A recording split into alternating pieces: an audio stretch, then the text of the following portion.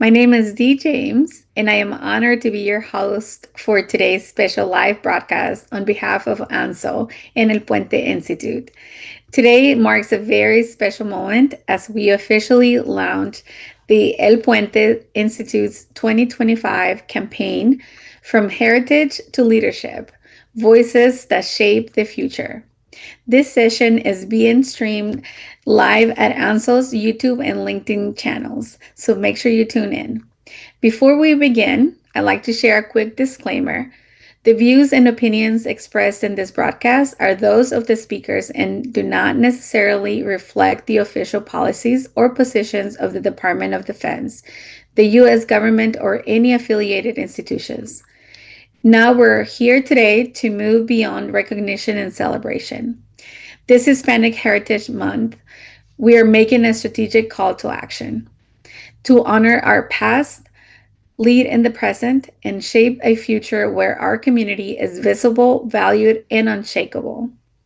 And to guide us through this powerful conversation, I am thrilled to introduce our guest speaker, Dr. Patty Delgado, the visionary founder of the El Puente Institute. Dr. Delgado is the creator of the groundbreaking Cultural Drivers Profile Assessment, a tool designed to help leaders align their cultural values with their leadership.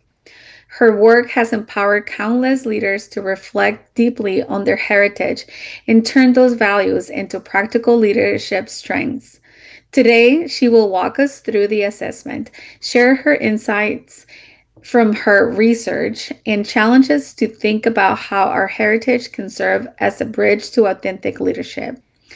During this session, we will learn what the cultural drivers profile assessment measures and why it matters.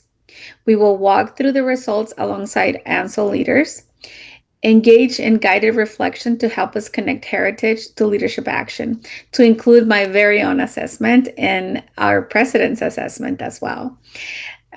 We want this to be interactive, so we invite you to join the conversation in the live chat or join us using the Zoom link that we put in our description on the LinkedIn and YouTube profile description. Tell us where you're tuning in from, and answer this question. What cultural value most shapes your leadership? Now, let's get started with today's program, and welcome, Dr. Patti. Bienvenido. Thank you so much. Buenos dias. We are excited to be here. Always partnering with ANSO is one of our biggest highlights in our partnerships that we have at El Puente. I do want to correct a couple of things. I am not the only founder. I have a co-founder, Dr. Patricia Conde Brooks, who has also been part of this project and this assessment. And she is a big part. She's our research director and has been a big part in putting all this together. So I did want to just fix that, because as much as, being a founder is a big thing, being a co-founder with someone else in our books is even bigger. Sharing Thank you. Thank you for that with our correction, other Dr. Patti. amazing Latinos. But thank you again for having us. El Puente Institute has been around this is our third year now. We are a consulting firm that helps allies understand the Latino community. We do a lot of research about the community. And today, this week, we are excited that we have launched the first Latino leadership assessment called Cultural Drivers Profile Assessment. This is a first of its kind assessment designed for the Latino Hispanic workforce to uncover how your Latinidad, which I'll talk about a little bit later, your culture influences your leadership. Danita, this isn't a topic that we usually talk about, like I say at the carne asada. Like, Right. wow, how does my culture influence what a leader I am?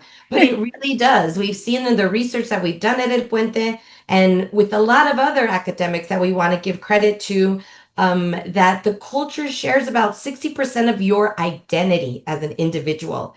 So how does that not show up when we walk into a room, right? As leaders, Latino leaders. And so the Cultural Drivers Profile Assessment is the first of its kind. And it's deeply rooted in our cultural values. So we're going to talk about those. This gets really fun and exciting because we're going to share each other's own lived experience.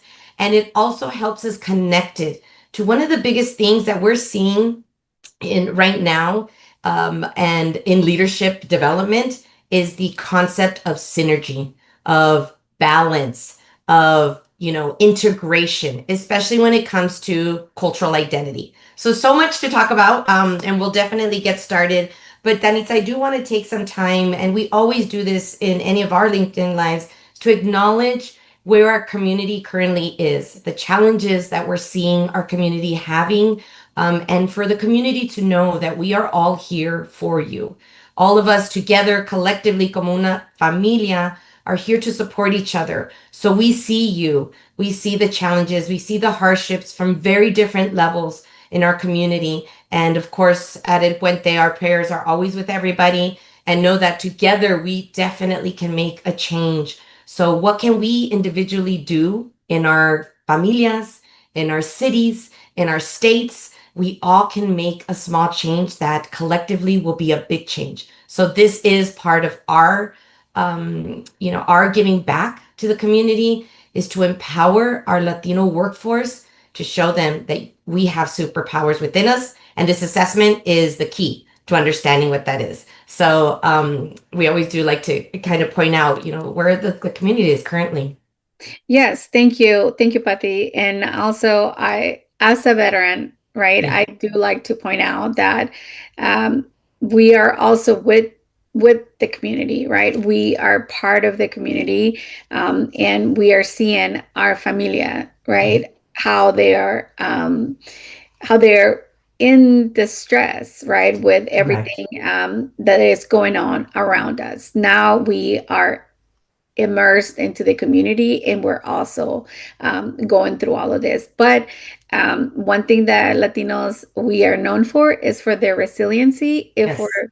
and for those carne asadas that brings us Yes. together and makes us even stronger, right? Yes. And so we stand with you, we are here with you, and um, we will be stronger for it. So thank you very much for acknowledging that, Dr. Patti. And from one veteran to another one who's watching, we are here for you. We see you.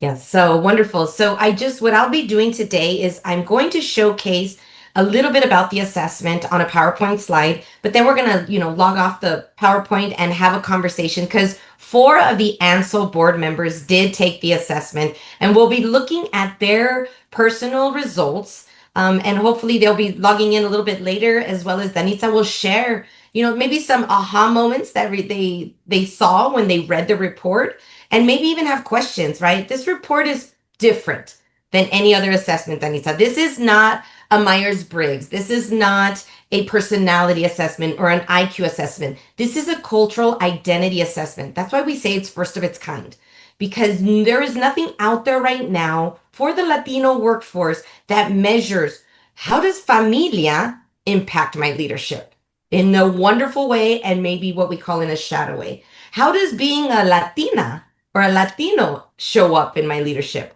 These are what we call, and a lot of academics call, cultural scripts. They're deep values. So you're going to learn a lot about your identity, and then we're going to talk a little bit about people's reports, and it's going to be a great conversation. So we're very excited. So I'm just going to jump right in, unless you have something, Danitza, Yes, no, I am you want so to share. excited because Okay. honestly, like out of all of these assessments that we see, right? I was thinking about like, oh my God, this is gonna be like a 30-minute, 40-minute assessment, and all of this is gonna give me like I'm a yellow, I'm a blue, I'm a this, Right. I'm a that, right? And no, I was shocked, and I wasn't in certain areas, but I was like, oh my God, it makes so much sense because I see it, right? But I am just can't wait to get into it and have this discussion. You guys are gonna love it. I can see it. Why is the first of its kind? Because as Latino, we bring that familismo, right, into like it walks in with us into the room. Mm.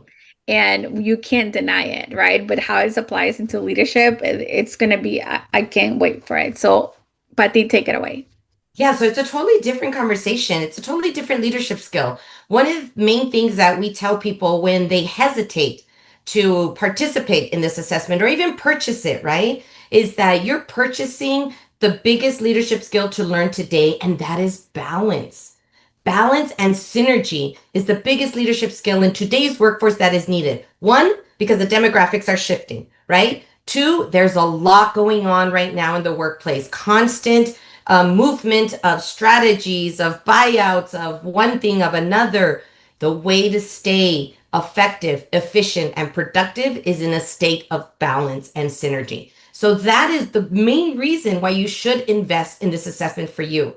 And it's really not even that expensive. And if you do need a code, a coupon code, because you can't afford it, or you're not sure, just reach out to us. We're happy to give you the gift of the free assessment. And so we have a code for ANSO members for you to get your free assessment. It's just ANSO. Place that in the coupon section. Get your free assessment. We never want funding to be a reason why you're not advancing your leadership. So whenever we start anything, we always, again, take note that this is a safe space. ANSO's been amazing in creating spaces for our veterans, for our Latinos, for our allies to talk about these discussions and topics that are hard to do outside of the workplace. So we are respecting all views and always balancing listening and speaking. Empathy and inclusivity is one of our biggest things. This is me, who I am. Please connect with me on LinkedIn. I am an amiga of all, and also with my co-founder, Dr. Patricia Conde Brooks. She is my tocaya. And so please connect with her and us at El Puente Institute. We'd love to continue following you and all your successes. So Denise, just a little bit about me. I know, just want to share. I am a Latina, Mexicana, Americana, Chicana. I am born and raised in El Paso, Texas, right on the frontera. I'm a fronteriza, whatever it is you want to say. And more than anything, I'm a proud military spouse. My husband is a veteran, and we served the 20 so years in the Army. And so I understand the sacrifice and commitment that not only the soldier places, but also the family. So thank you all for your service and what you do for our country, families and soldiers. I am the owner of the Bridgify Group, which is a national research firm. And like mentioned earlier, I'm co-founder of the Puente Institute. If you want any information on these, please feel free to let me know. I want to start with a funny story, Danita, because I come from a long line of entrepreneurs in El Paso, and my mother, who unfortunately passed away 10 years ago, had a business called Party Animals. Despite all the calls back in the day that we used to get, people asking if we were an escort service, because of the word party animals, right? People, hey, excuse Oh, me. wow. So it was so hilarious as we started her business that, had to explain, no, we are a children's entertainment company in El Paso, Texas. And so with her success, 17 years in business, I was able to see her successes and her struggles. Because as an entrepreneur, it's hard to own a small business. And the successes came with how amazing she was at building relationships. And he said she would walk in a room and everybody knew her, and she made everybody feel like they were being seen. Talk about personalismo, which is one of the Yeah. drivers we're going to talk about today. She did that like a queen. But then I also saw her struggles. As a Latina, Marianismo, which is one of the other scripts we're going to talk about, held her back at times. Sometimes she was in a room with a bunch of, leaders, CEOs to promote her business, and she stayed quiet. Or she had something to say and she didn't say it. Mm. Or I would tell her, Mom, back then, let's get a bigger website, right? Let's do some social media. And she would say, no, I no voy a hacer eso, pa que I don't need to do that. So there was a lot of things that her culture, without her even knowing, was holding her back from her business success.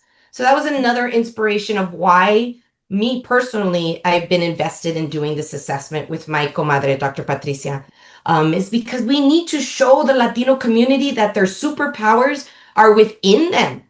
And we need to know when they're serving us, like hers. I mean, everybody knew her and they still do. They still tell me, oh, your mother, she was so wonderful, which is wonderful. What a legacy, right? And then when they're not serving us, when they held her back from being even more successful than she was. So I always like to share that story about my mom, give her, the respect and the honor to her legacy, because I know we all have those people in our lives that taught us and imprinted in who our identity are, and so my mom is part of that. But in that, we are going to talk about identity. So then I know we probably did this before, but I want to just kind of do it again. On these circles, this is some of the identities that an individual shows up to their workplace with, right? Personality, sexual orientation, language, occupation, education, Which one of these particular identity circles stands out for you? In my For me, For you, nationality. yes, your own personal identity, your own beautiful, because you are a beautiful person. Your identity. Which one stands out for you as maybe the one that you kind of walk in with the most? My ethnicity, You're in this. Okay. especially right in my workplace, Yes.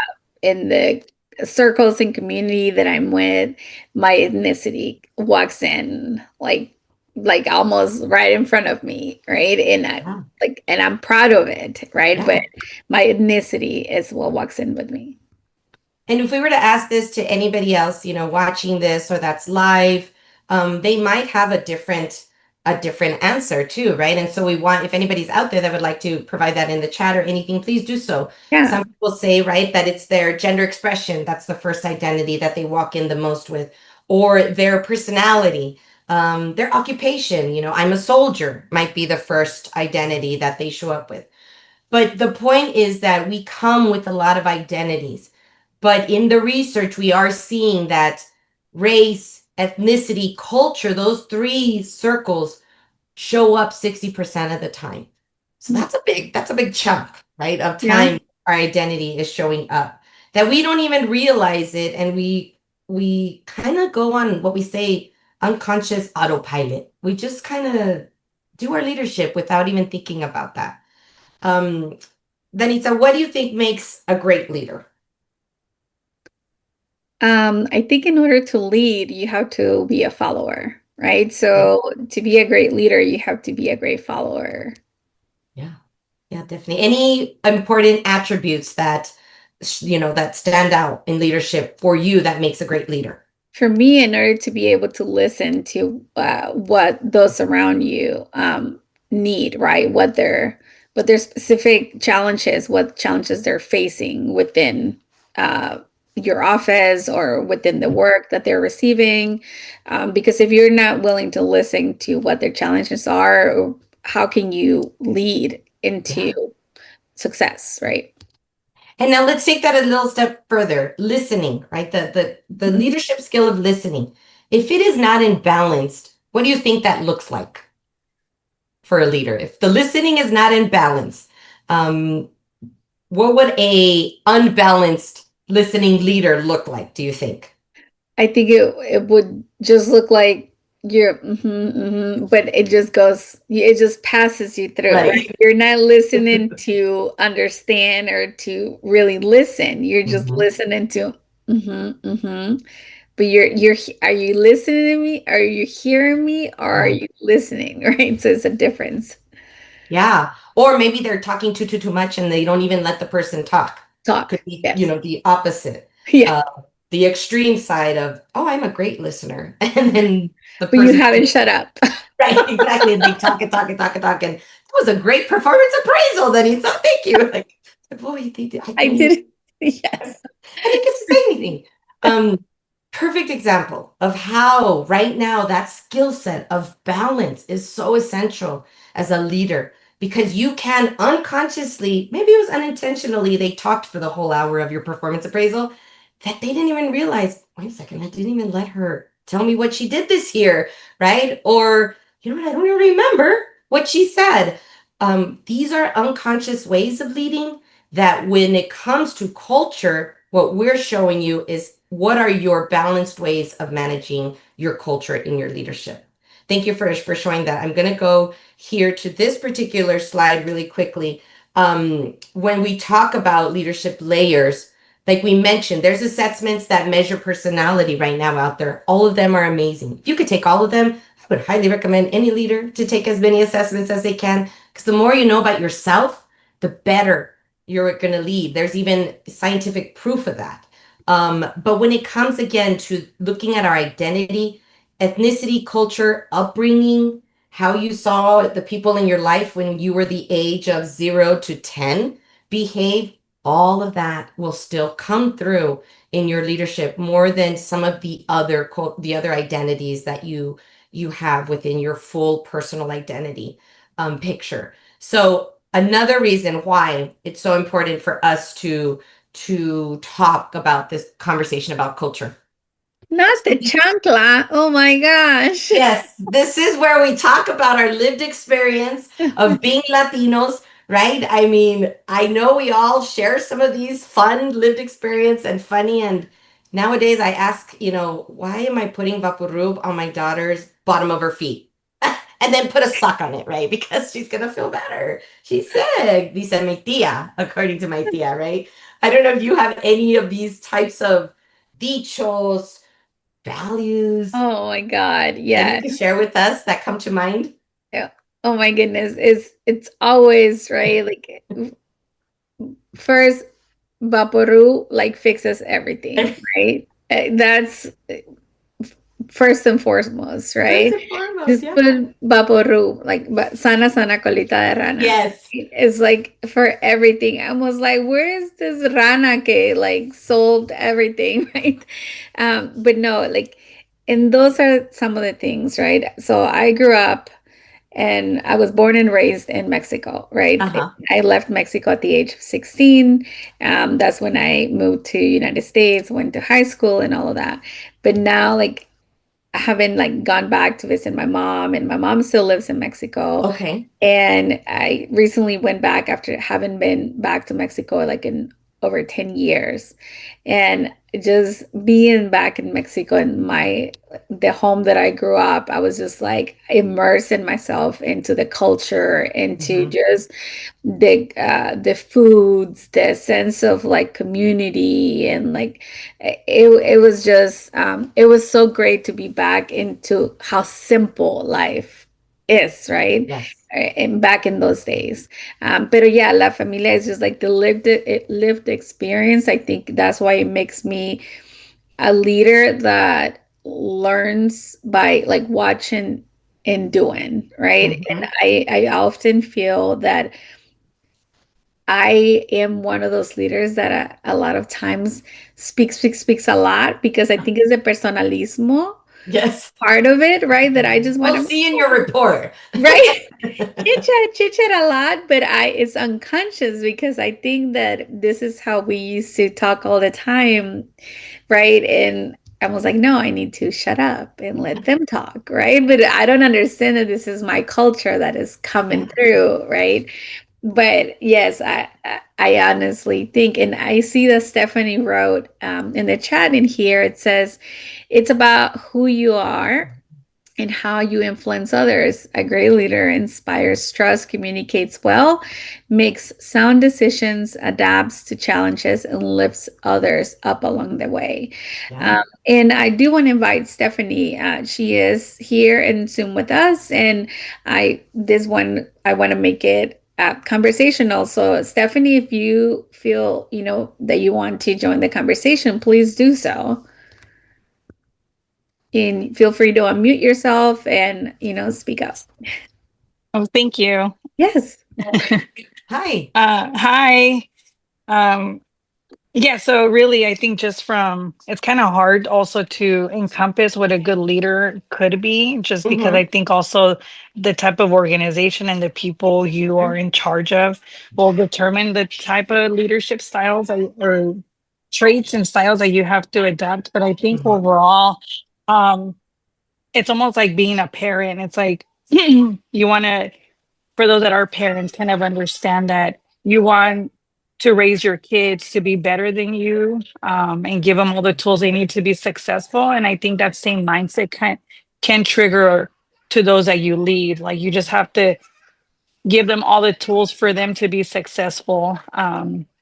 And really just empower them and be there for them along the way, whether they Mhm. need a little bit of help or not, but let them build that trust to where they're able to come to you to say, I'm good, thank you because of all your help, or actually I need a little bit more help in this area.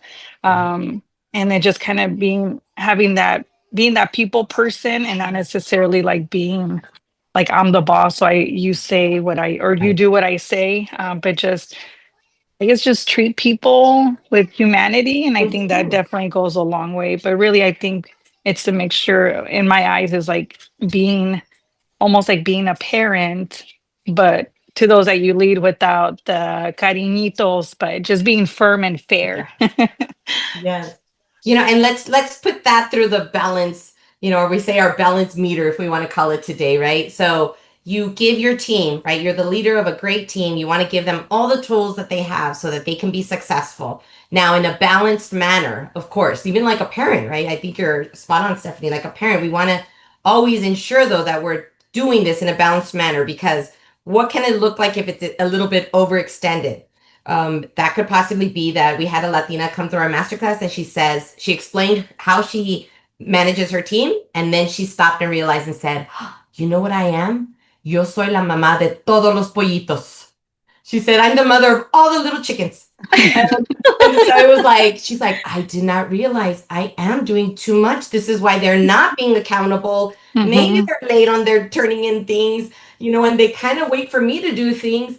And it was like this like aha moment for her.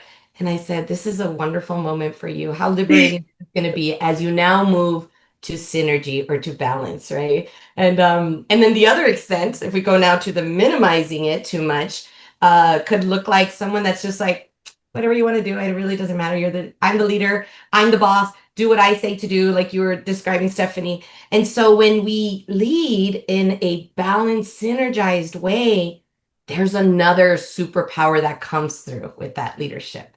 And that's what this assessment teaches us when it comes to our culture. Stephanie, I don't know if are you the mamá de todos los pollitos, Stephanie? I can okay. be. It's not a bad thing. I can be, but I do try to kind of step back a little bit, because then I either feel like I'm overwhelmed, and then I feel bad for not doing it. So I have to find a balance too. Like I feel a little guilty when I don't do things for them. But yeah, so yes, I can be.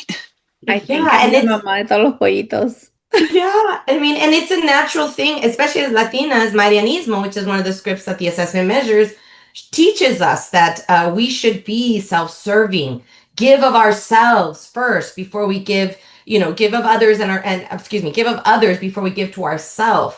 It is the definition. Marianismo is mirroring this concept and this way of behaving as the Virgin Mary. So it's very religious based. But we see it sometimes in our abuelitas. My mother was very traditional Marianista. She'd serve my father first before she served us. None of this is bad or good. It just is what it is. But now how, with this self-awareness, how are we bringing it to synergy and balance is the point of this whole conversation. Because with a lot of these extremes comes stress, comes tiredness, comes exhaustion. When we're either trying to assimilate too much to the particular culture or environment that we're in, as Stephanie described, or we're overextending ourselves because we want everybody to be successful. A lot of that does come with just exhaustion. So thank you for sharing, Stephanie. Please always, unmute yourself as we go through all of this to share with us. But yes, a lot of these dichos, these lived experiences, part of who we are. We get together every Sunday with my family. Estamos hablando, and we talk loud, and then we talk louder, and then we talk louder. And, my husband, who is like a fourth generation Latino, is like, why are you all screaming? He tells me, why do you guys all scream? And that's even another part of the lived experience in our cultural identity. Generation, native born, US born, also our year of generation, whether we're like a Gen X or a Gen Z or a baby boomer. So, country of domain of where, country that we are part of, all of that even makes our cultural identity more complex. So there's so much to us. And I always say it's a beautiful mosaic, right? Of so many different little stones that create a beautiful picture. And so I don't know if there's anything else you want to add to that. Then it's as we move to the next.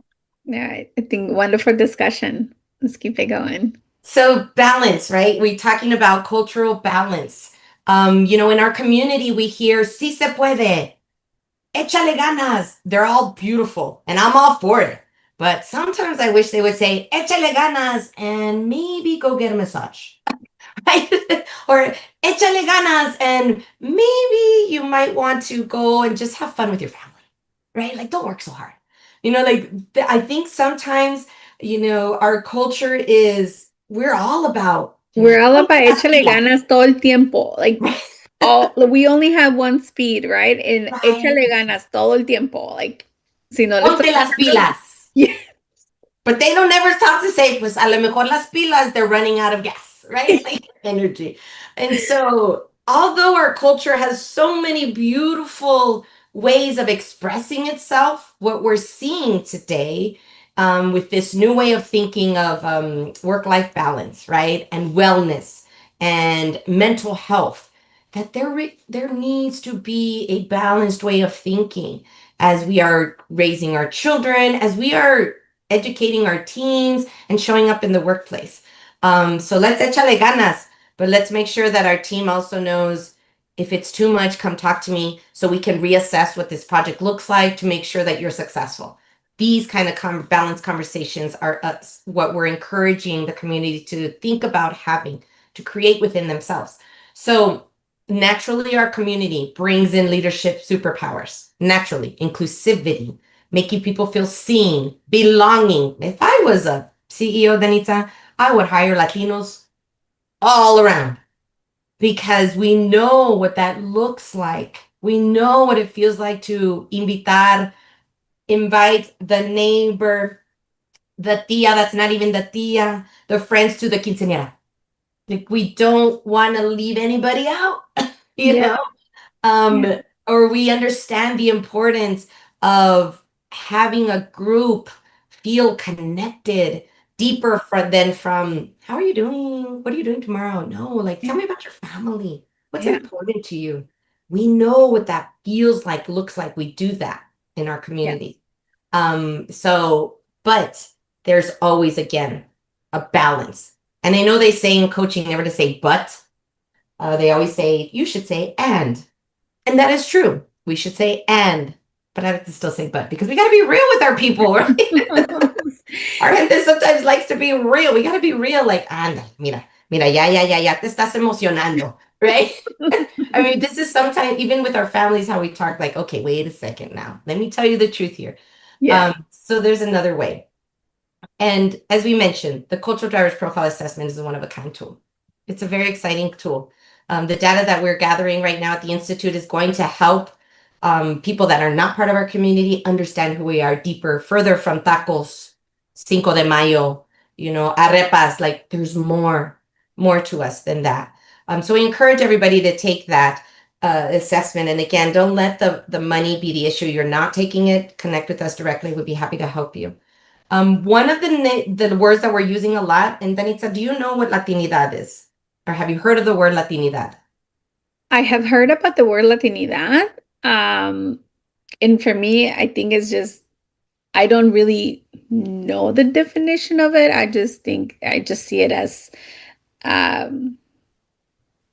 like our cultural, like Latinos, right? Like, so in lineness with the definition of what Latinidad means. Because I also recently, and I don't know if you have heard this and noticed, right, that there has been a lot of um,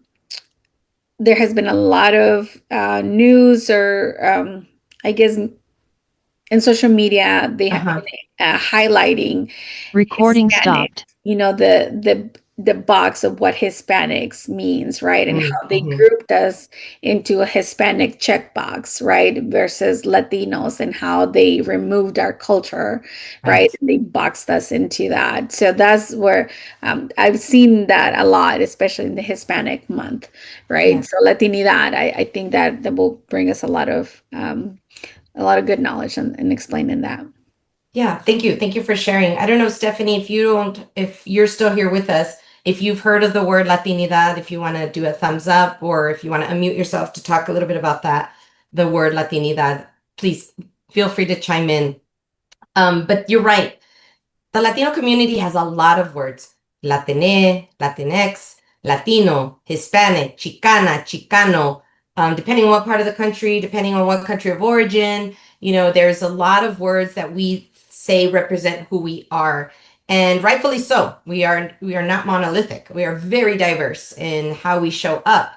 However, we always have come back to this term, and we did not create this term. We don't own it or anything, but there have been a lot of others before us, beautiful, amazing people that have that have helped us create these terms. We are just bringing them back up into, the awareness of our community. But it really does exemplify everybody and anybody that's part of the Latino, Hispanic, Latinx community. And it's really about how we are collectively connected through our culture, through our raíces, through the roots, the traditions, the beliefs, the values that we all have together, right? The value of familia, that's important, right? And the history, our history that may be a little bit different, whether you're Mexicana or you are Colombian and El Salvadorian. Even now that history is being, written, but there is a connective root that connects us all. And so we do always like to go back to this. Although we do point out, although language, yes, the Spanish language does connect us. What we are seeing here in the US is that the no sabo Latinos, which I don't personally like that. Why are, just because you don't speak Spanish does not make you less Latino. Okay, and we always like to make sure we say that because there are many younger generation Latinos that opt out to everything of Latinidad because they feel guilty that they don't speak Spanish. And so you are still very Latino and Latina, even if you don't share the language. And so we always like to make that very clear because it's very important. And so I say, let's take away no sabo and let's say Latinidad. That's why we love this term.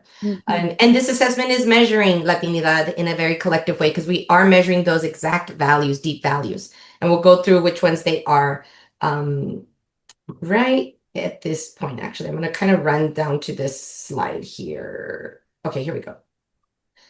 In the assessment, so now we're going to get into the assessment, Danitza, this is where the fun comes in. In the assessment, you will be answering a set of questions, of course, like any assessment, to measure a particular context or a concept. These are the 6 cultural scripts that we are measuring in the assessment. Now, these scripts, we did not create these names. These are names that have been created through many years, have been studied by many Latino academics in very different ways and methods and viewpoints and perspectives. We are very lucky as a Latino community to have these words. We've asked other communities of color and other just different groups and asked them, do you have a word that represents family, like familismo? And some of them may have a word, some of them don't. We have a set of words, and there's more ismos, as we call them, out in the academic world that people are measuring. Fatalismo, spiritualismo, there's so many of these values that we have already. So what we've done is through many years of research, gathering others' past research, our current research, we've identified these 6 as the ones that intersect with leadership more likely for a Latino leader. And so familismo is the concept and value that family is a priority.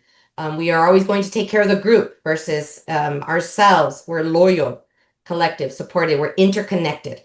Respeto is that we have and show up with a very direct sense of respect. We respect hierarchy, we respect authority, we respect people with titles and power and even money, sometimes for good reasons and sometimes for bad reasons. Machismo and modernismo are the 2 gender scripts. We do know that at this time that gender is fluid in our community. We are actively researching the gender expression with this survey as well, with this assessment as well. So we do see the LGBTQ plus community. We see you, we hear you. For the sake of this assessment, we cannot yet measure other gender expressions. We do need to pick one or the other. So we tell people to pick the gender expression that you most seem familiar with as you were growing up. So if it was a female gender expression, then pick Marianismo. In the gender question, female or male, then you'll be scored on one of these. So each of these are, you see it in our language when we use él, ella, things like that. So it's hard to separate this traditional way of looking at gender, but we do know it's fluid. Personalismo is the way that we show up very respectfully. We want very deep connections. Simpatía is an interesting one. Danitza, I'm curious, when you read about simpatía, because we're seeing some very interesting data coming out of simpatía, What did you think about this particular script that tells us the need for us to be likable, to have harmony, to not have like conflict or even engage in a conflict formed conversation? We have to always be positive. How did this one show up for you? Yes, this one for me, it showed up in very high, Okay. and I wasn't surprised by it, right? Because I tend to want to keep everyone happy in the room, and I tend to just want to please everybody. But then there's a point to where I was like, no. Like I sometimes I come in wanting to please everybody and avoiding conflict, but then there's also times to where I'm like, I don't care who doesn't like me, right? I'm going in for business. Right. Right. But the likability aspect also sometimes makes me say too much yes, yes, yes, yes. And then I Yeah. over compromise myself. Yeah. Right. And so Yeah. that's where simpatia kind of gets me in trouble sometimes, but Mhm. like likability aspect, right? Because I'm worried about if I say no, they may not like me. Mhm. Right. And so that's when I overextend myself Yeah. because of the conflict of uh, avoiding conflict, or maybe they won't like me, or I won't keep everybody happy. Like Yeah. that's where I connected the dots to where simpatia kind of reflects for me. Yes. That's thank you. Thank you for sharing.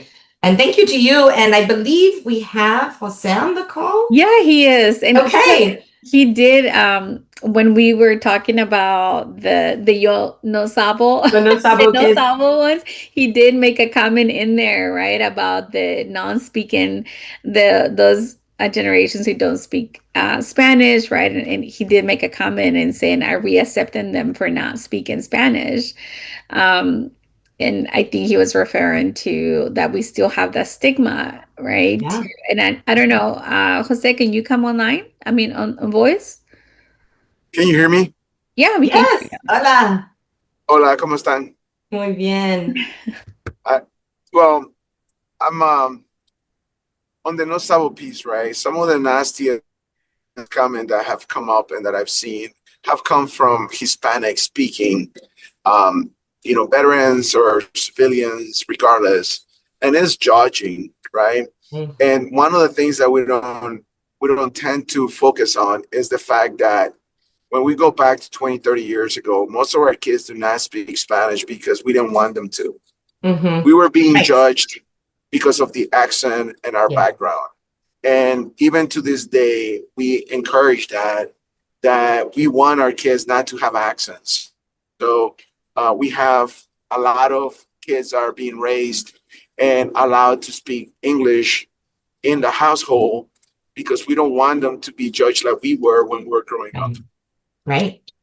So it's Yeah. not I don't think is a lack of them wanting to.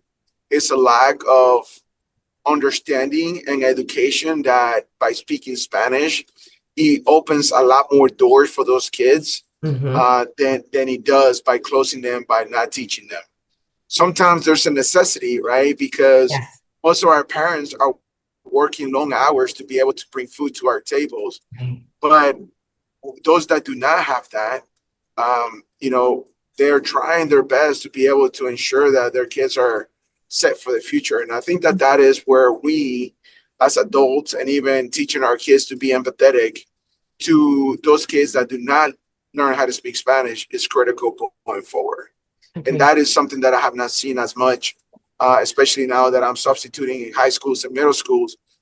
Those kids are being taught to make fun of those kids that do not speak instead of helping them. And I think we're the ones are creating the most trouble for our community and for our society because we're putting down each other instead of Yeah. lifting each other up. Correct. Yes, thank you. I totally agree. This is why we say that no sabo that needs to go because that is not a way of like you said, lifting each other up in our community, especially in the time now where we should be sharing and showing our children and teenagers and young adults that being Latino or Latina is a superpower. And the language is will be very helpful. And you're right, it's not that they don't want to. It's very helpful. If you don't know it, learn. If you do know it, great. But it's just our values that really, our Latinidad, that really is important for us to showcase all the time. Thank you. Thank you for sharing that.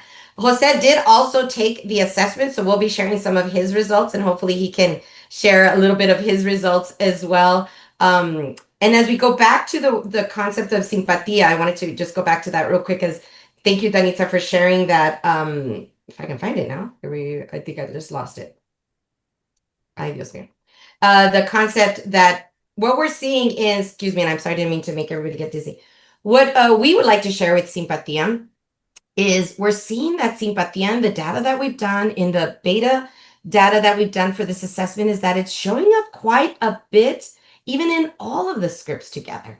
So this need for a community to be likable, or ¿qué va a decir la gente? That dialogue is very much one that comes up in a thinking process all the time.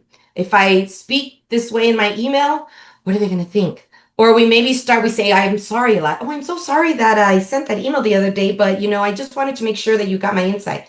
Saying this need of likability is very strong in our community. Again, for a beautiful reason. Remember, we're always about balance. There's always an overextension and a minimization.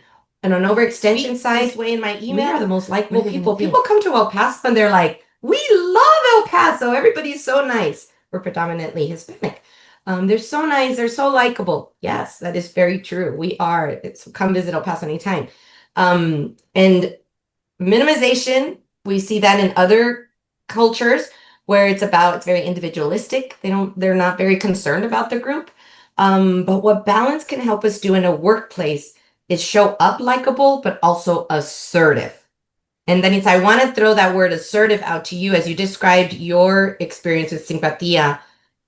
Is it okay for you to feel assertive the majority of the time now that you know what simpatía might be influencing? And be okay with that assertiveness, because that assertiveness is required as a leader. Yeah, and I think I'm beginning to identify the difference, right? Mm-hmm. That it's not that I am just mandona, right? Because that's a word, right? That we don't is like, ay, tú eres bien mandona. Like, no, not really. I'm just being assertive, right? And it's like I'm being like firm. You wouldn't call a male figure or a male leader that, right? You would just say that just coming from a male. But for some reason, in a female, it's as a like, ella es bien mandona, right? It's like, no, it's just being assertive, right? But I think the simpatía, like now that I see the difference, right? And I was like, oh, okay. So this is when I'm seeing the results, I was like, okay. So now, and it's helping me identify that, right? So now I think I will feel more comfortable, right? With identifying myself as that.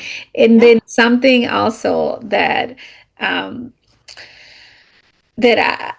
noticing as I'm reading, like as I was reading through my results, is that for example, that one of the things that it says about the simpatía is like the overextension, right? And like how things linger even after you try to keep everybody happy and smooth it off, right? Things in the team and collaboration still linger underneath, right? You think everybody's happy because you try the simpatismo, but things linger underneath and then they end up resurfacing later on, right? Where like they don't collaborate, they still didn't get along, they just kind of put up like a facade in front of you because you tried to keep everybody like smiling at the moment, but nobody really got along, right? And you prevent from having deeper conversations right? That might be conflictive, right? Yes. Right. Yes. So it really didn't solve anything. Yes. Conflict resolution with simpatía, they're not amigos. Yes. Like, although they should be, because we as leaders, conflict resolution is a big skill of how to have a very constructive conversation with an employee who probably not performing, or maybe with even your leader who you would like to get a raise and you want to have a conversation about that promotion, but you're like, oh, should I do it? I don't know. No, maybe not. When we tell ourselves, no, mejor no, I don't want to like stir the waters. Simpatía is working in that behavior.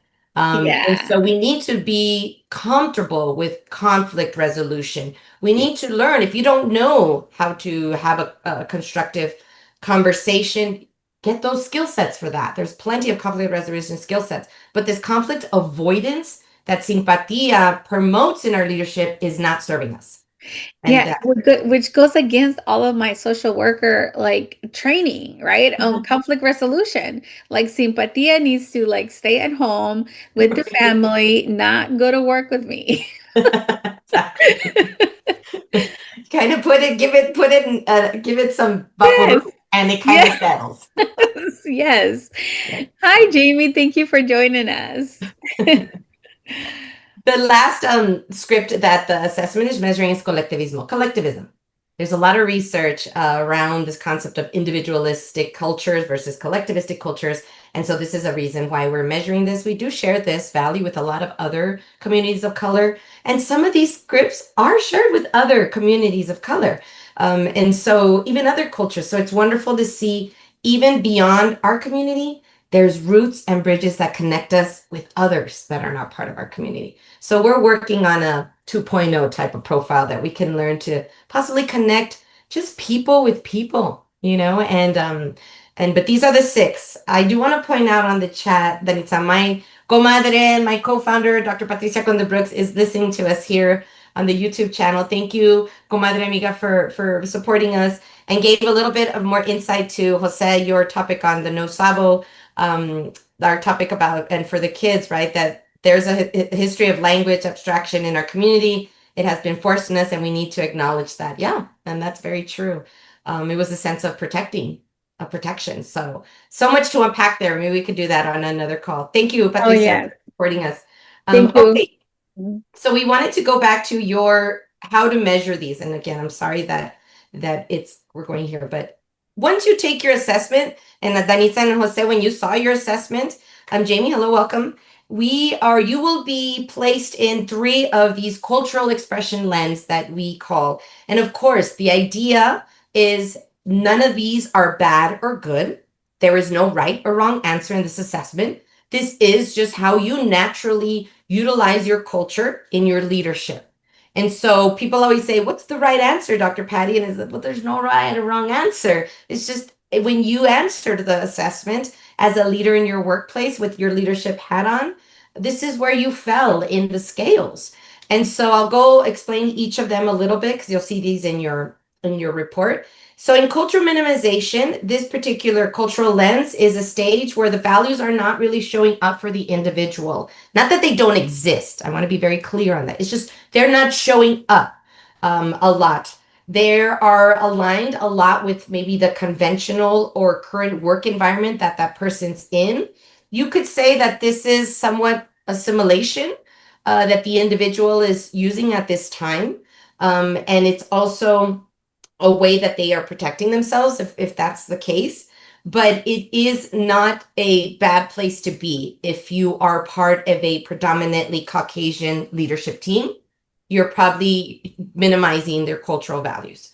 And so the next other side of the coin, if we want to call it, is cultural overextension. And this is where the leadership is utilizing the Latino cultural values very much so at a very larger extensive amount. It can create a lot of trust. It can be a way to create trust very quickly with your team, but it can also blur boundaries. And I think, that we talked a little bit about that with Danitza's experience. It can also show even sometimes favoritism because your familismo might be at an overextension. So you're just about the people in your group. It can also be very exclusive in familismo because we aren't comfortable stepping out of our department to collaborate with other departments. So it's an overextension. It's very influential. What we want our Latino leaders to create self-awareness about, because this is all about self-awareness. Leadership development is about self-awareness. The more that you are open to learn about your true colors, the better of a leader you're going to show up as. We want people to have the self-awareness that you can now move your Latinidad to cultural synergy. And this is a stage when you're intentionally paying attention to how the culture is influencing and showing up in your behaviors. You're balancing them So if you're minimizing them, great. Maybe you stepped into a boardroom with all men, let's say for women, all men. I mean, you're minimizing it a little bit, okay. And then but yet you try to bring it to a synergized, balanced way to where you're not staying quiet in that boardroom, right? You're still speaking up and you're still assertive. Synergy also looks like somebody that consciously avoids trying to overextend their Latinidad, questions themselves a little bit, like you did, Danitza, with Simpatia. You're like, well, maybe that Simpatia needs to stay home a little bit, things like that. And it is a place where you'll create authenticity and integrity. You'll feel real in your Latinidad.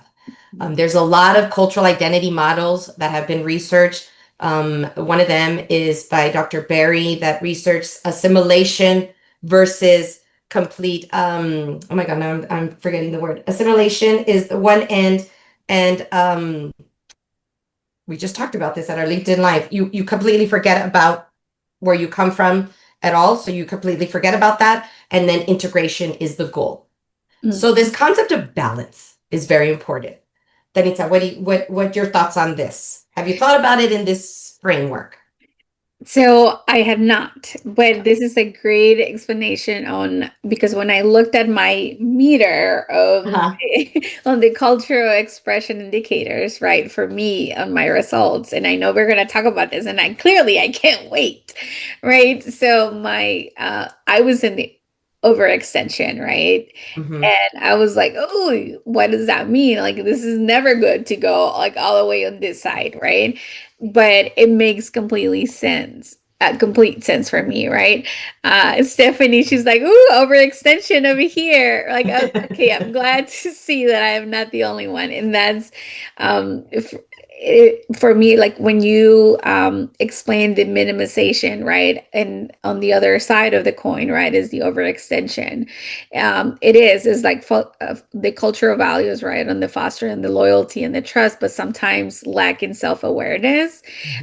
I think sometimes I lack the self-awareness, right? And then and when you say that, when you explain about like the group that you blurring the boundaries and now creating the perception of favoritism, right? Again, the self-awareness, right? For me, that is the lack of self-awareness, that without even thinking, I do that. So it's very eye-opening, right? And so I feel that I'm not way over here, but like I was like, oh, okay, see, I need to bring it back to build that synergy, right? And so like I definitely think that this is very helpful on how my cultural driver is presenting itself in my leadership work, right? And how like I said earlier, right, how my ethnicity walks in the room like before I do, right? Yes. Clearly It clearly does. Yes. Right. And it's wonderful. I mean, this is where, and I appreciate you being so vulnerable and saying your self-awareness. This is where we create this safe space for us to say, I need to do it just a little bit different. And that's okay. With us in the community, there's a lot of guilt where we're not perfect. There's a lot of ¿qué va a decir la gente? What are the people going to say if I show up this way? We need to create spaces where we're safe to be able to say, you know what, I was in overextension with my team. I am the mamá de todos los pollitos, but that's okay, because what I'm going to try to do now is just move to synergy. And with grace and with a lot of self-love, just move to synergy, because there is when you can hold your team accountable. There is where you can, there are personal boundaries and work boundaries. There is where you tell your team, look, if I email you after 5, don't answer. It's cool. It's okay, because there's balance, right? And so this is the point of this, is that we're sometimes we have to like échale ganas, like we go back to this ponte la pilas. There's a need for us to do at a very exhausting rate, that we don't stop to say, it's okay if I didn't do it at that rate today. I can go back, right? And we were almost, and I'll say, I was almost raised to like, no, you have to do better, you have to do more, Yeah. you have to do this, right? Because all throughout, like that's my mom was like that, right? Me papa was like that. My sisters, my tias, my grandmother, Mm-hmm. everybody was such a hard worker. So those are the role models that I have, right? When I came to United States, right, we had to keep working harder, right? Because it was Yeah.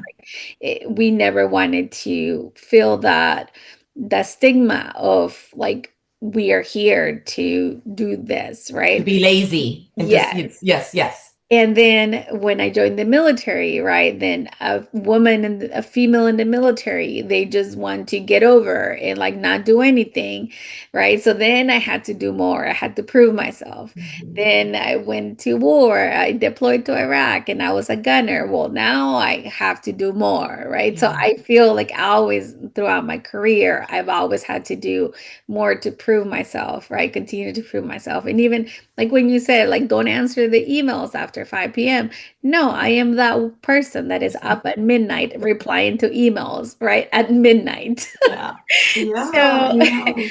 And it's it, hard. Like you said, they're ingrained in our generational expectations. yeah, And this is why I bring up this slide because they're part of our communities and we're hardworking and we are. We're not saying take those away. That is not what we're saying. We're not saying be lazy now, right? Or don't work or don't ponte la pilas. No, we're saying acknowledge that, but yeah, also know that there's another side that requires a little bit of just moving.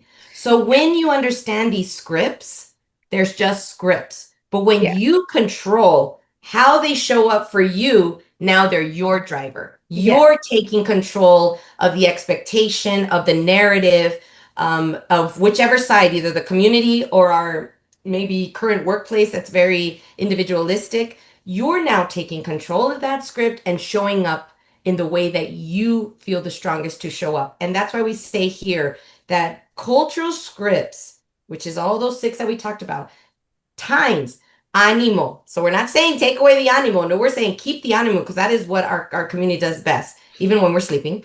mhm, Ganas and self-awareness, which is this leadership development we're providing here. yes, Then it's a cultural driver. You yeah, drive your leadership power the way you see fit. You can minimize it or you can maximize it. You can synergize it.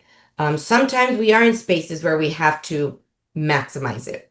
Maybe yeah, our team has gone through a lot of mental health concerns and we need to be very, very super, super mama de todos los pollitos, or very empathetic. And we yeah, can. The yeah, point is don't stay there, yeah, but move it back. Right. And so now we're doing like a baile. So this is where we now bring in all our baile yes, techniques. And now we're salsaing the way we need to.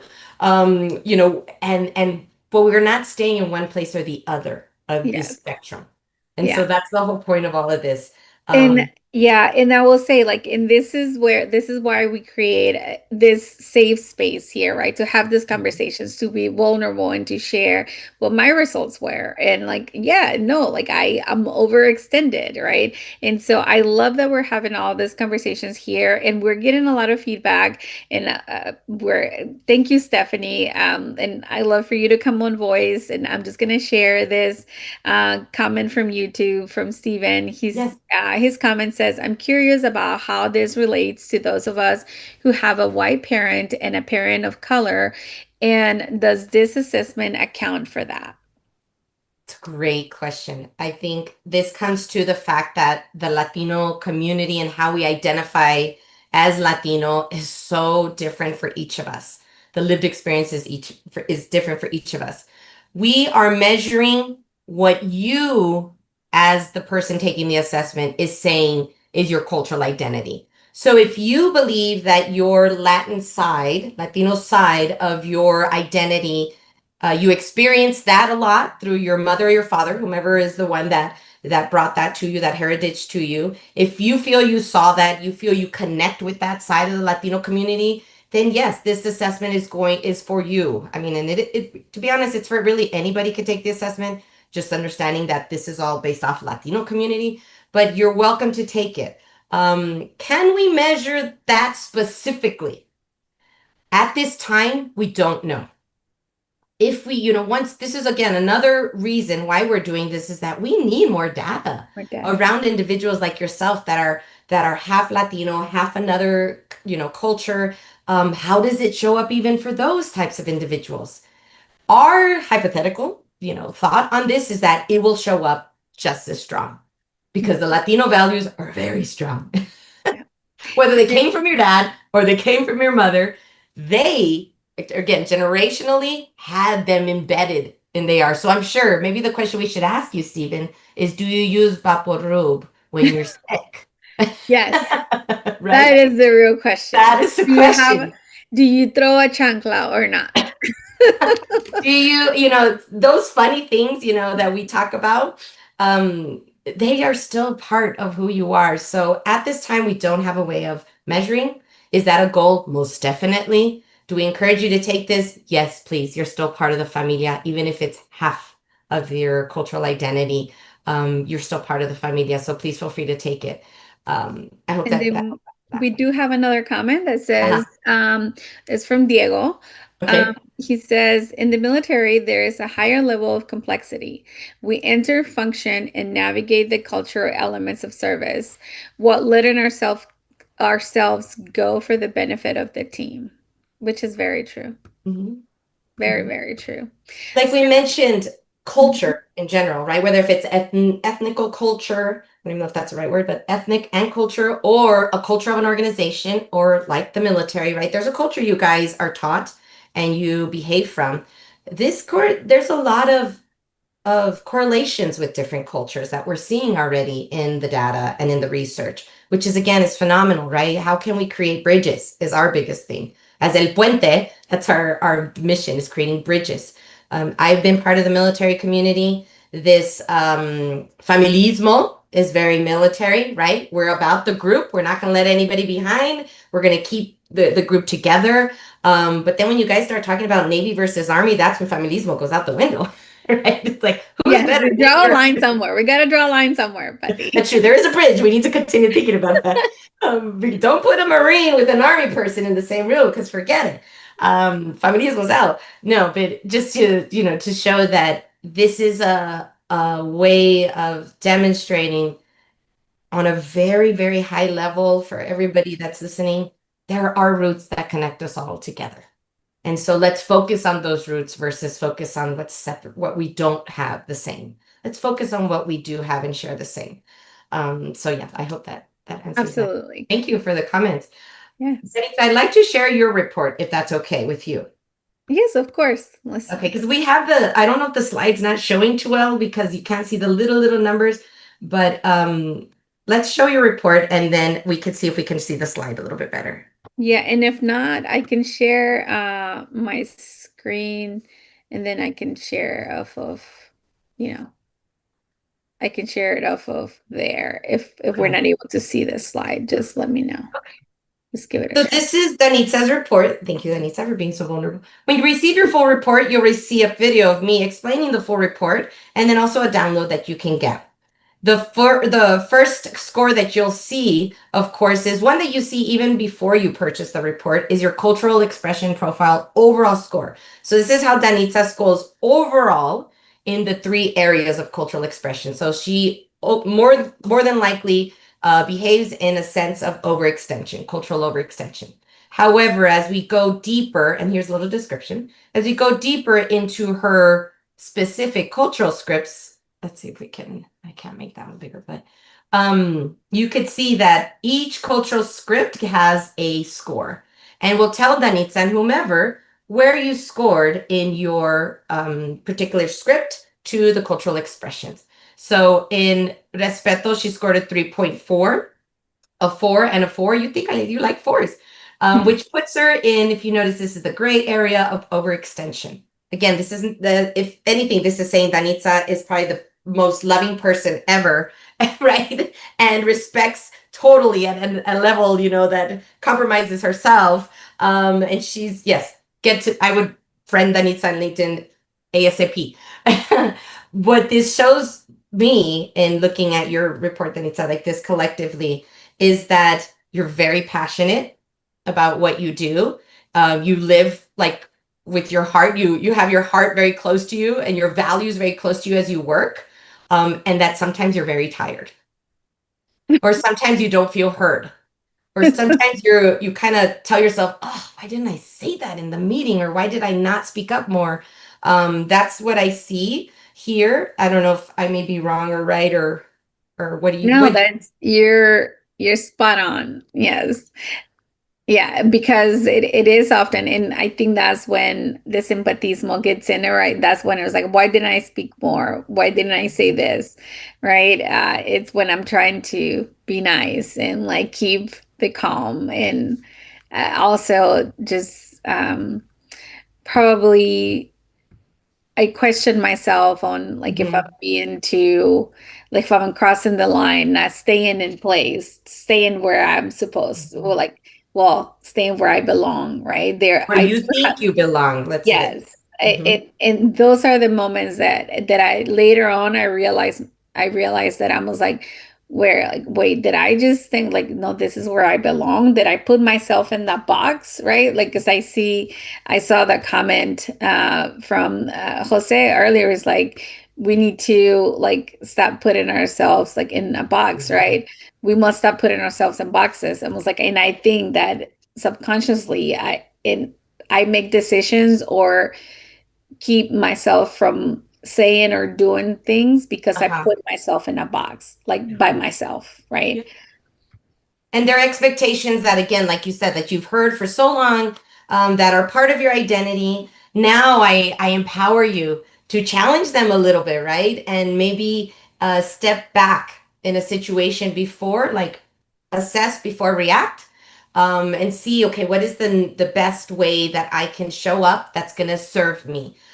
In our masterclass, because this is just the start for a lot of people, right? It's just this awareness of where you're currently standing and where you currently show up. Our master classes and even executive coaching, what we do then is teach you, okay, let's look at one of them and let's dissect that. What is the language? What are the examples?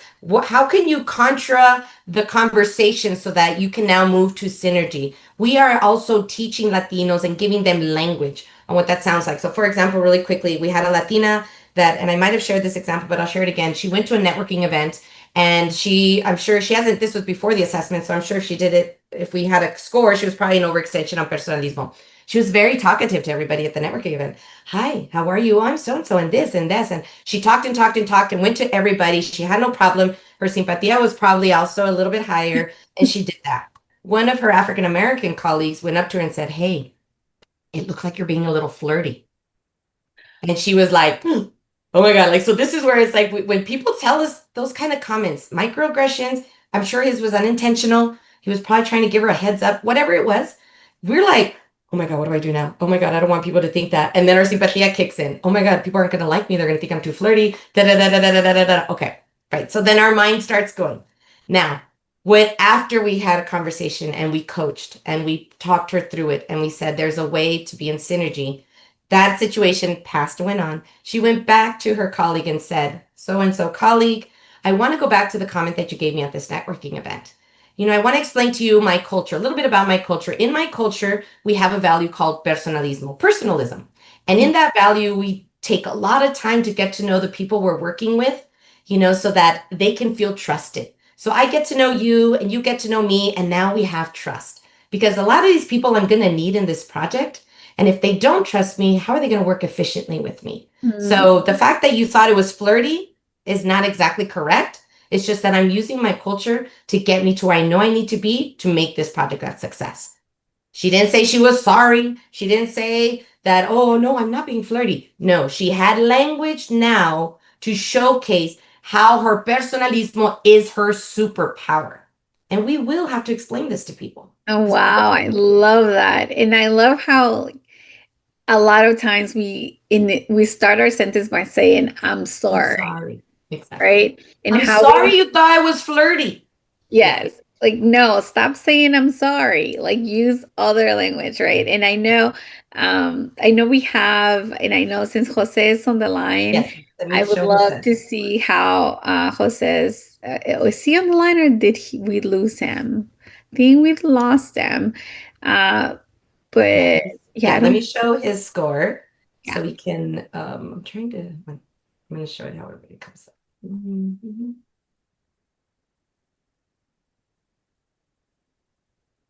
Okay, so this is Jose, the wonderful president of ANSO. His overall cultural expression score was at 3.9, so a little bit overextension. And when we look at even his spider, when you look at the spider graph on your own, you'll be able to view what you look like versus everybody else that's taken the assessment. And so in him, familismo is very, very, like this is a value for him in his leadership that shows up. Also collectivism. So as I could tell, Jose's leadership is very much about the group. It's very much about the team. It's very much probably about when he was in the military, the unit. Even this group in ANSO, it's about the people. And so you could see that in familismo and collectivismo. His machismo was at a 2.4. And so the machismo marianismo is an interesting script. So we'll just talk 1 minute about this. Machismo has been seen as a bad thing in our community. And I'm not saying it's not bad. When machismo is overextended, it can be very, very dangerous for the Latino and the Latina, however it is. It can be very an individual that just wants power, an individual that is going to step on everybody, yes. However, machismo, when it isn't synergized, and a machista takes care of their families. That's what they've been taught to be assertive. They've been taught to make sure everybody and everything is good and successful. So when a Latino can use their machismo synergy, that is, that right there is a superpower for a Latino. If it is minimized a little bit, that just means that at this time they're feeling like they don't need to amplify it to that assertiveness that's required of them or being asked of them. Also, they may be minimizing the idea that emotions are bad, because a synergized Latino does realize emotions, and having that emotional intelligence is important. So now what we're seeing is an evolution of machismo to what is now being called caballerismo. Caballerismo, and it's, although he is scoring, he's right underneath the synergy and the minimization, is an individual, a Latino, that sees women as an equal, will always call out in the room if they don't see a Latina in the room, right? Is always open to teaching, mentoring women, seeing women as their counterpart and their partners. This is why he scored in this level. So it says a lot when we see right now the current, let's see what machismo scores with everybody else. So machismo scores at a 2.83 with everybody else. So wonderful. It's good to see that, the old traditional overextension of machismo is not showing up in our Latino community. And that caballerismo is now probably turning into being the next script that shows up. So with Latinas, it's Marianismo. It's a little different because that script is still very strong in our Latina community. We'll have to look at yours, Danitza. Where's yours at, Danitza? Yeah, mine, it's in the 4s. Remember, I like 4s. Oh, that's right. What is the everyone else score on your spider? Stephanie, I know you said you took it. What was your Marianismo? What was yours, Stephanie? Which one? Marianismo. Let me see. I'm pulling it up right now. It was where is it? A 4.0. Yeah. So we do see there's, and this is, again, as we collect more data, all of this is going to continue informing what is happening in the community. Things are going to change with this assessment. As any good research project, the more data and information, the more evolution, and we're ready to move as this assessment changes. Like, it was created by Latinos for Latinos and will continue changing with the community. So we are seeing, that the men are in somewhat minimization and synergy in their gender, and Latinas are still very high. So we're being demanded. There's still a lot that's being demanded of us as Latinas. So that could be a whole another thing that we could do just for the Latina veterans and Latina military spouses, because we are still asked to do a lot and we still feel obligated. to So for overextend. this one, what tells me here is that, like, on the overextension, right, it says that we prioritize harmony and protecting our team, but often shielding them from difficult feedback or conflict with upper management, right? While this nurtures loyalty and a strong sense of safety, it also prevents my team from developing resiliency and accountability, which, like, senior leadership may perceive me as compassionate, but questions my ability to make tough strategic decisions. So, like, I'm thinking, like, I'm protecting my team, right? But that leadership, upper management may not see that as a good thing. So, like, that's very good insight for me, because I am very protective of my team. It's something that I almost, like, I take pride in being, right? Because I was like, no, no, no, no, this is my team and we're gonna go do this, right? And I think I'm doing the right thing, but maybe, I mean, it is, but I'm also shielding them and they're not developing resiliency or being held accountable for stuff. Yeah. And so there's maybe some different types of behaviors that you would have to do with your team, right? To create more boundaries and kind of shifting the accountability from you to them. And then also with your leadership, you might be having to maybe express more what you're doing with your team that's creating productivity and effectiveness in the organization. So being open to voice that to them. Saying, oh, by the way, last week my team did this, which then increased our numbers in this particular key performance indicator. You see, maybe you're not even voicing your own successes enough to your leadership for them to see you in that effective manner versus the compassionate manner. They see how compassionate you are, but sometimes with Marianismo, we don't toot our own horn. Which it goes back to, like, one of those things. It's like, no, like your mom, right? She didn't want a website. It was like, no, I don't need that, right? This is like, we minimize our successes and our accomplishments for the sake of the team. Yeah. So that right there is Marianismo, and this is how they all sometimes intersect. Marianismo and collectivismo together. Yeah. And so you should focus on telling more of your leadership, bragging, basically. Brag about yourself. We're not good at that. I know, but it's time to be. Because you've done amazing things, I'm sure. And it may feel uncomfortable as people move to Synergy, as we're closing the hour and the session. The important thing is, as you move to Synergy, you will feel a lot of uncomfortableness. I don't like social media. I don't like to be in front of social media, but now I'm in front of the camera. And I have to tell my Marianismo to just settle. Yeah. Be okay with what I'm trying to do right now. Because this is something so you will feel maybe guilt. Guilt is an unuseful feeling. You may feel bad. You may feel embarrassed. If those feels very strong within you, even get a mental health coach. Maybe these are deeper than what is just showing up right now. So it's an opportunity to also engage in counseling and engage in a professional that can help you unpack these feelings. That's even some of the imposter syndrome. Imposter syndrome, right? All of that will come through. Let it be. And you continue moving forward and testing it and seeing how that feels and getting comfortable when you do have successes. Because once you're in Synergy, then you're unstoppable. Yeah, I think the one that I kind of wanted to discuss as well was the respeto one. Okay. Yes. Yeah, I think that one was an interesting one. How does that? Because of course we hold the respeto as very close, right, in our culture. And how does that? Because for me and my bar, the respeto was a 3.4. I was like, oh my God, is that, like, not good? Because out of all of them, that was the lowest one. I was like, if my mom saw this, she would be like, Buranitza. That's so funny. You think about my mom saw it. Te va a dar la chancla.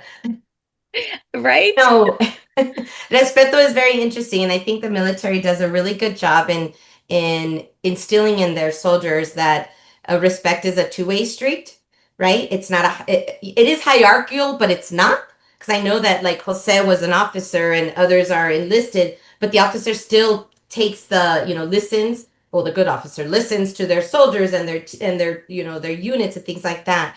And so respeto just means when it is in synergy, which is at yours and Jose's was at a 3, in synergy, it's just meaning that you understand there might be hierarchies, but you're also not afraid to voice an opinion in a room. And you're also not afraid to say it, whether if it's to the colonel or two-star general than it is to, your boss and VP, whatever it is. You understand the importance of giving feedback in a room, and you can do it respectfully enough. It's when it's in maximization where someone just takes the word of, let's say, a doctor, right? The doctor, oh, the doctor has, he told me that I'm sick. Well, okay, I'm going to do anything the doctor says. Yes, I mean, the doctors are important, but when you're in synergy with respeto, you can also question, well, should I get a second opinion? Is there something else that I'm missing? Sometimes the Latino community just takes for granted that hierarchy is the final word. And at this time, it's not always the final word, as we've been seeing in our current environment, right? The leader, it's not always the final word. So we want to make like hierarchy more of, egalitarian, more of a line. The younger generation is all about respeto. They score very minimized in respeto. They're like, I don't care how old you are. I'm going to tell you what I'm thinking. Right? So they're like, that's what we're seeing right now. They're like, the older Latinos are a little bit more traditional in respeto. But I hope that answers the way that you show up. You're not you could say that something is not right and do it in a very respectful manner.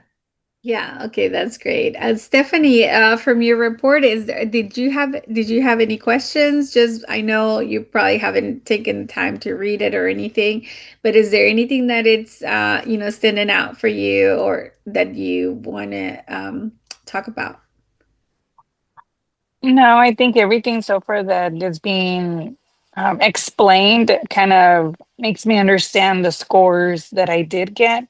But it was also kind of hard to take it, or not take it, but answer the questions because my brain kept flipping like, am I answering them as, excuse me, am I answering them as a Marine or am I answering them as an individual person, or how would I answer them if I was out working in a civilian um, in the civilian sector. So it was a little hard to kind of like find a middle ground as to, or yeah, my middle ground of answering the question without putting an emphasis on one aspect of my life. Yeah.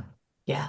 Yes, it is, because these also, the way we show up at work is kind of how we show up personally too, right? I mean, it is hard to separate both of those worlds. And we are evolving in how the words can be structured so that it wouldn't be so hard.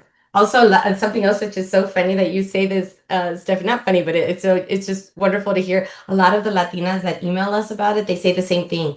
I think we tend to think about it too much, and okay, but what if I answer it like this? Is this going to mean that I'm this? Or what if I answer like this? Is it like, so that's the simpatia coming in as we answer. I had a friend of mine, she's like, what's the right answer? And I'm like, there's no right answer.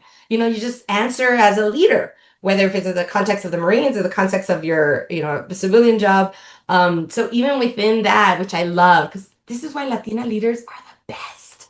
We're the best leaders. And I was promoting a Latina leadership in another call this week. And I said, if you want a very strategic individual that looks at all aspects of the human psyche, like thinking and process, hire a Latina. Because we can think about it from a human perspective to a strategic perspective in the same thought. And everybody was like, really? I'm like, yeah. So this just shows, Stephanie, that how amazing you are. And also maybe how we want to be perfect, and when that's not always going to be the case at times, and that's okay. And that's okay. I hope that if you have any questions, Stephanie, please reach out to me on LinkedIn. We can have a one-on-one, just you and I, call, and I'm happy to go into more detail with you with that. Thank you for being here. I'm happy to do that for you. Denise, I hope, and for everybody listening, thank you for allowing El Puente to have this time to explain our cultural drivers profile assessment and these details of it. We're available to speak with anybody. There's an ANSO code for your ANSO members. And we thank you for continuing to do this. Hopefully, maybe in 6 months, we can come back and talk about the data. Yes, and thank you so much for everyone watching. We highly recommend for anybody to go and take the assessment. Again, the first of its kind, and as you were watching, If you catch, like, if you only like joined us towards the end, please catch the recording. You will see why we're saying that is the first of its kind. It was very insightful, and I'm glad that we received that question from Stephen. Right? Is like, what if you have one parent that is from a different culture, right, and then you have his a Latino culture, right? Will it give you the same kind of an insight or results, right? We don't know because we don't have enough data yet. But as Dr. Patti mentioned, right, we believe that it is believed that the culture will come in, will show up, and with the more data that El Puente gets, the more information that we'll be able to they'll be able to analyze. So please follow El Puente and the platforms and take the assessment. And I'm really looking forward to see what else we can see and how I know for my results, how am I going to move and try to move into synergy and really use this as I move forward in my leadership career. Yeah, no, thank you guys. And we appreciate your time. Look forward to hearing from you all. Please connect with us on LinkedIn, Instagram as well. We're doing more. Danitza, you probably see me do a little bit more Instagram stuff. I am stepping out of my comfort zone. So be kind and press like. Yes. Yes, please follow us at ANSO as well, and on Instagram, LinkedIn, and social medias. And thank you again for spending your Saturday with us. And we'll see you again. Thank you.